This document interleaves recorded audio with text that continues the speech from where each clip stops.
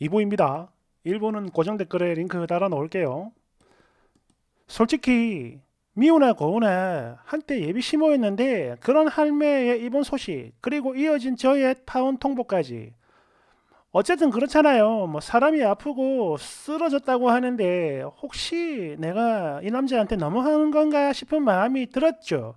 하지만 그것도 잠깐이었을 뿐 그냥 생각을 하면 할수록 화만 나는 거예요. 특히 남들은 결혼하기 전 얼마나 지지고 볶고 싸우고 뒤집는지 몰라도 아니 집도 내가 해가고 혼수도 내가 해가고 그런 상황에서 예단이 어쩌고 저쩌고 예물이 어쩌고 저쩌고 이딴 소리 해대는데 정말 우리 엄마 아빠 얼굴 보기 너무 죄송했고요. 그래서 순수 100% 제 돈으로 두 분 한복도 해드리고 그랬는데 이런 거지 같은 꼴을 당하니까 그냥 제가 미친년으로 보이는 거예요. 이 상황을 겪고도 만약 이 남자와 결혼을 한다면 그야말로 부모님 가슴에 대못을 박는 미친년 확정인 거죠. 요즘 말로 남미세. 그래서 그냥 관두자고 했던 거고 그렇게 우린 헤어진 겁니다. 막말로 제가 이 남자 집안 가난한 걸 몰랐던 것도 아니에요. 처음부터 그런 거 상관없다 생각을 하고 만난 겁니다. 만약 그게 아니고 지금 하는 제 말이 거짓말이라면 그 4년 동안 열심히 도시락 싸들고 만났겠냐고요. 맨날 모텔도 못 가고. 물론 이런 것들이 불편한 적 되게 많았고 또 쉬운 것도 아니었습니다. 하지만 그럼에도 나는 속물이 아니다 이런 생각을 품고 오직 사랑과 또 사람 하나 믿고 만나왔던 거예요. 우리는 무조건 행복할 거라고 믿어 의심치 않았죠. 늘 생각했습니다. 돈 한 푼 안 쓰고 맨날 도시락 까먹으며 만난 게 4년이 넘는다. 이런 정신이면 그 어떤 고난도 역경도 다 이겨낼 것이며 그 누구도 우리 두 사람을 갈라놓을 수 없을 거다라고 여겼는데 고작 전화 두 통에 산산조각 나버렸어요. 정말 대단한 할매입니다.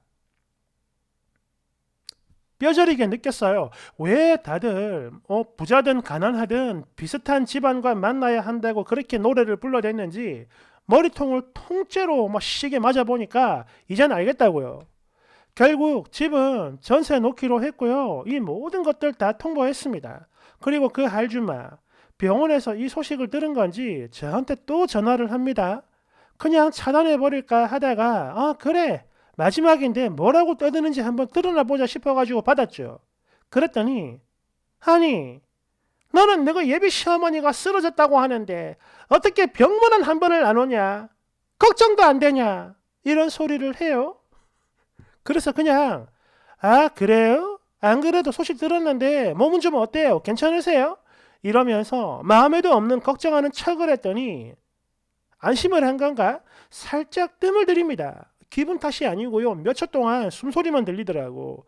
그리고는 한결 좀 부드러운 목소리로 아니 근데 꽁꽁이한테 들었는데 파혼이 웬 말이냐? 어? 그 솔직히 3억이 넘는 걸 우리 아들이 어떻게 갚냐? 등등등 막 울먹이면서 이런 헛소리를 하는데 제가 그랬죠. 그래요. 나도 잘 알아요. 그래서 파혼한 거예요. 했더니 나는 그런 집에서 살아본 적도 없고 아니 눈으로 본 적도 없다. 그리고 좀 있는 집에서 딸내미 시집 보내는 거면 그 정도는 양보해가지고 해줄 수 있는 거 아니냐? 또 이딴 개소리만 반복해요. 그래서 저도 그냥 질렀죠. 예? 있기는 뭐가 있어요, 개뿔. 아니, 누가 그래요? 저희 집 없는 집이고, 대출 받아가지고 산 거 어머님 다 알면서 이러시네? 우리 둘이 대출 받을 능력이 안 되니까, 그래서 부모님이 대신 대출 받아준 건데, 그걸 왜 우리 부모님이 갚아야 하냐고요? 그 집에 살게 되는 우리가 갚는 게 맞는 거고, 그리고 저랑 둘이서 같이 갚는 건데, 왜 당신 아들 혼자 갚는다고 생각을 하는 거죠? 이렇게 반박을 했더니 더는 할 말이 없는지 또 숨소리만 씩씩 하다가 끊어져 버렸고 또 아들한테 뭔 소리를 했나 봐요. 이 남자가 저한테 전화를 합니다. 그래 알았어. 자기 말 들을게. 그냥 집은 그 전세 줄기로 한 거 그렇게 하고 우리는 그냥 우리 능력에 맞게끔 우리 형편에 맞게 살자. 일단 뜬구름 잡는 소리를 하는데요. 아니 이보세요. 사람 말 못 알아듣는 건 니들 모자 전통이고 대물림이냐? 이미 끝났는데 살긴 뭘 살아. 미친 거 아니야. 정신 차려 아저씨. 우린 이미 끝났고 그 집 전세 줬다니까. 사실 그래요. 이 사람 어머님이 어떤 사람인지 모를 때야 이 남자 하나만 있으면 단칸방이라도 행복했을 겁니다. 분명히. 하지만 알고 나니까 이젠 그게 안 되거든요. 막말로 강남에 있는 80평짜리 비싼 아파트를 해온다 해도 싫어요. 당연히 이런 이야기 다 했고요. 마지막으로 우리 이쯤 하고 그냥 서로의 행복을 빌어주자 이렇게 말한 뒤 끊었고 완전히 차단했습니다. 그리고 저희 엄마 아빠 속상해하는 건 맞지만 다른 것도 아니고 돈 문제로 그런 거라면 그냥 결혼 안 하는 게 맞다며 제 결정을 응원해 주셨어요. 그리고 그 할 줄만은 아직도 병원에 있다고 합니다. 워낙에 겹치는 지인이 많아가지고 저절로 알게 됐어요. 제 생각엔 그 남자가 흘린 것 같습니다. 동정심 유발하려고요. 정말 웃기는 건 지금 이 순간에도 사태 파악이 안 되는 건지 계속 왜 아직 병문안을 안 오냐? 이러면서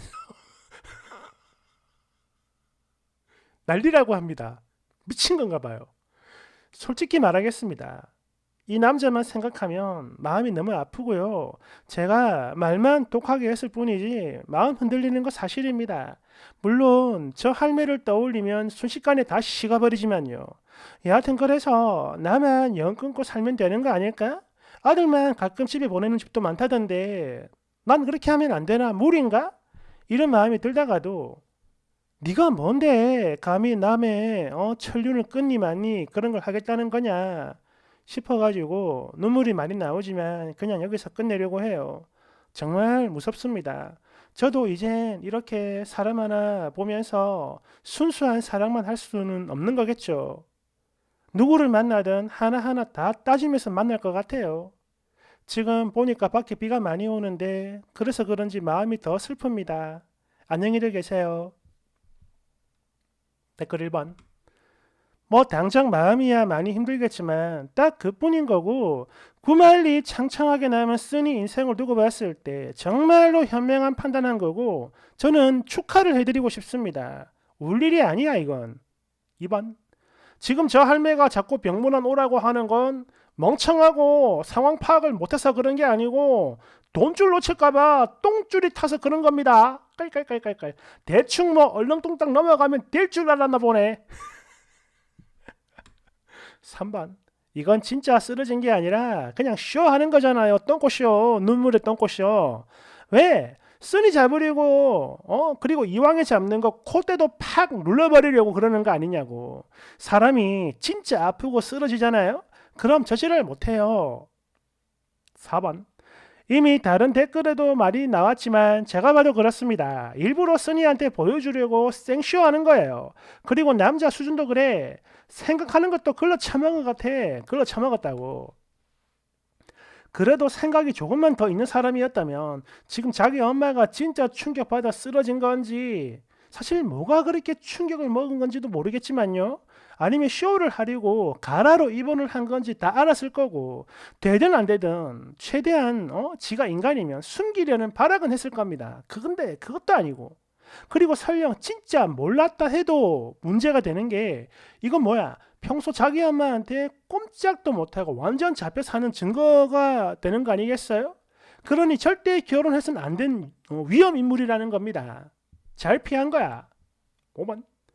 글쓴이가 자꾸 스스로를 독한 성격이라고 했지만 너무 착한 거고 그래서 이렇게 힘들어하는 건데 저는요 죄송하지만 오히려 그 반대라고 봐요.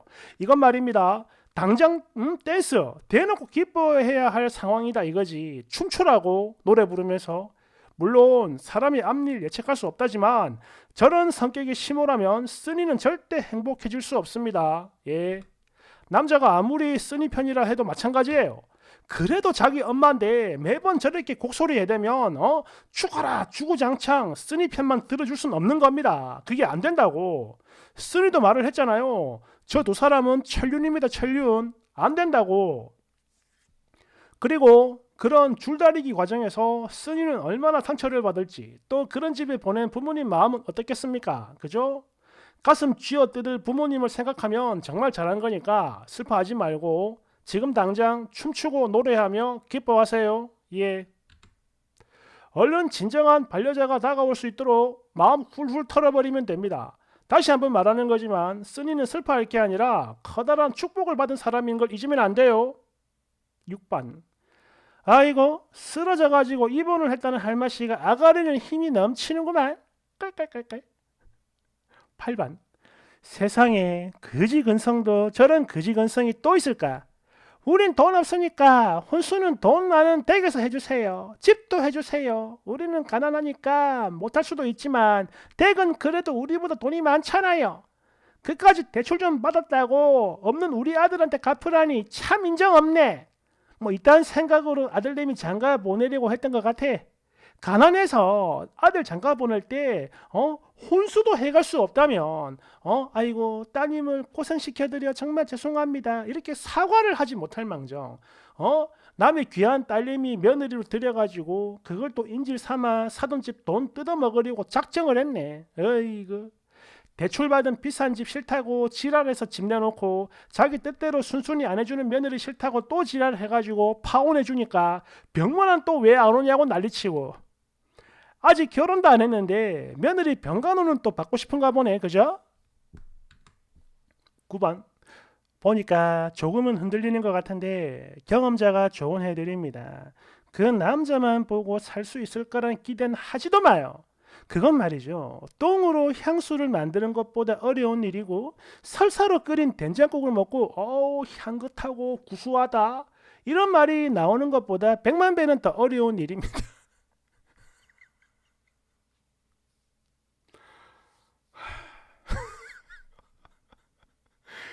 이런 말이 있잖아요. 그냥 가만히만 있어도 절반은 간다고. 왜 설쳐가지고 아들 인생을 조지는 건지. 아유 참 뭐 잘된 일이라고 봅니다. 아까 댓글처럼 이건 기뻐할 일이죠. 기쁨의 댄스. 감사합니다.